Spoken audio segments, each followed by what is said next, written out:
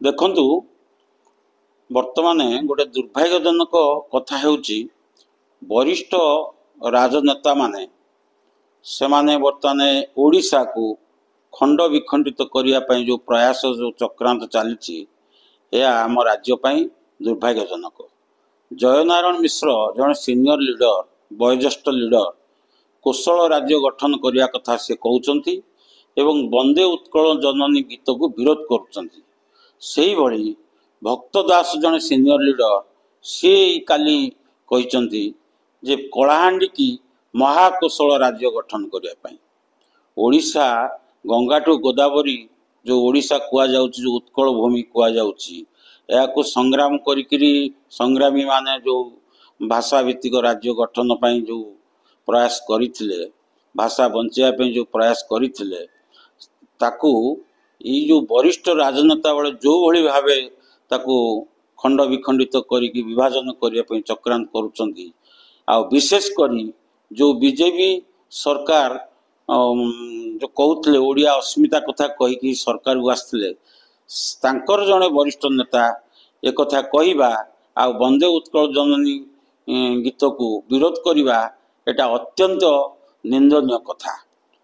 ଏହାକୁ ଭିତ୍ତି କରି ଦେଖିବାକୁ ଗଲେ ଅବିଭକ୍ତ କୋରାପୁଟ ଜିଲ୍ଲା ମଧ୍ୟ ଦକ୍ଷିଣ ଓଡ଼ିଶା ଗଠନ କରିବା ବହୁ ପୂର୍ବରୁ ଦାବି ଉଠି ଆସିଛି। କାହିଁକିନା ସେ ଅଞ୍ଚଳ ବହୁତ ନେଗ୍ଲେକ୍ଟେଡ୍ କରାଯାଇଛି। ବିଗତ ସରକାର ମାନଙ୍କରେ ଦୀର୍ଘ ସ୍ୱାଧୀନତାଠୁ ଆଜି ପର୍ଯ୍ୟନ୍ତ କେବିକେ ଅଞ୍ଚଳକୁ ଏ ସରକାର ବହୁତ ମାନେ ଅବହେଳା କରିଛନ୍ତି। ଆପଣ ଦେଖନ୍ତୁ, ଯଦି ଉପକୂଳବର୍ତ୍ତୀ ଜିଲ୍ଲାରେ 100 ପୋଲ ତିଆରି ହେଉଛି ବା ବଡ଼ ବଡ଼ ସେତୁ ତିଆରି ହେଉଛି, ତାହେଲେ ଅବିଭକ୍ତ କୋରାପୁଟ ଜିଲ୍ଲାରେ 2ଟା 3ଟା ବ୍ରିଜ ତିଆରି ହେଉଛି। ଆପଣ ଜାଣିଥିବେ ମାଲକାନଗିରିରେ ଯେଉଁ ଗୁରୁପ୍ରିୟା ସେତୁ ନିର୍ମାଣ ହେଲା, ସେଟା 70 ମସିହାରୁ 151 ଖଣ୍ଡ ଗାଁ ସେମାନେ କଟଅଫ୍ ହେଇକି ଥିଲେ, ବିଚ୍ଛିନ୍ନାଞ୍ଚଳ ହେଇକି ଥିଲେ। ତାଙ୍କୁ ଲାଗିଗଲା 50 ବର୍ଷ ଲାଗିଗଲା ସେ ପୋଲ ତିଆରି କରିବା ପାଇଁ, ଗୋଟିଏ ପୋଲ। ଆଉ ତାକୁ ତିଆରି କରିବା ପରେ କେତେ ପ୍ରୋପାଗଣ୍ଡା କରି କେତେ ନାଁ ନେବା ପାଇଁ କେତେ ପ୍ରଚାର କଲେ, ଆଉ ତାକୁ ସ୍ୱାଭିମାନ ଅଞ୍ଚଳ ଦେଇକରି ବାହା ନେଲେ। ତେଣୁ ସେଇ ଦୃଷ୍ଟିରୁ ଦେଖିବାକୁ ଗଲେ ଆମେ ଦାବି କରୁଛୁ ଯେ ଆମର ଅବିଭକ୍ତ କୋରାପୁଟ ଜିଲ୍ଲା ଆଉ କଳାହାଣ୍ଡି କେବିକେ ଅଞ୍ଚଳ ଯେଉଁଟାକୁ ନିଆଯାଇଥିଲା, କେବିକେ ଅଞ୍ଚଳ ଘୋଷଣା କରି ସ୍ୱତନ୍ତ୍ର ପାହ୍ୟା ସ୍ୱତନ୍ତ୍ର ପ୍ୟାକେଜ କରାଗଲା। କ'ଣ ବିକାଶ ହେଇଛି ସେ ଅଞ୍ଚଳ? ଆଜି ଆପଣମାନେ ବି ଯାଇକି ଦେଖନ୍ତୁ, ସେ ଅଞ୍ଚଳ ସେମିତି କିଛି ବିକାଶ ହୋଇନାହିଁ। ତେଣୁ ଯଦି ବିଭାଜନ ହେବ ତାହେଲେ ଦକ୍ଷିଣ ଓଡ଼ିଶା କରାଯାଉ, ପଶ୍ଚିମ ଓଡ଼ିଶା କରାଯାଉ, ପୂର୍ବ ଓଡ଼ିଶା କରାଯାଉ।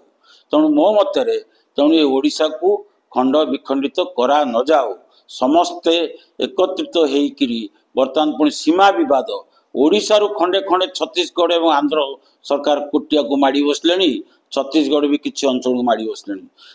ସେଗୁଡ଼ାକୁ କେମିତି ଆମେ ବଞ୍ଚେଇ ରଖିବା, ଆମର ସହିତ କେମିତି ସେ ରହିବେ, ସେ ଲୋକମାନେ, ସେ ଅଞ୍ଚଳ କେମିତି ଓଡ଼ିଶା ସହିତ ରହିବ, ସେଥିପାଇଁ ଲଢ଼େଇ ନକରି ଏ ବରିଷ୍ଠ ନେତାମାନେ ଯେଉଁଭଳି ଭାବରେ ଓଡ଼ିଶାକୁ ଖଣ୍ଡ ବିଖଣ୍ଡିତ କରିବା ପାଇଁ, ବିଭାଜନ କରିବା ପାଇଁ ଚକ୍ରାନ୍ତ କରୁଛନ୍ତି ବା ସେ କଥାକୁ ବିବୃତ୍ତି ରଖୁଛନ୍ତି, ଏହା ଅତ୍ୟନ୍ତ ନିନ୍ଦନୀୟ କଥା।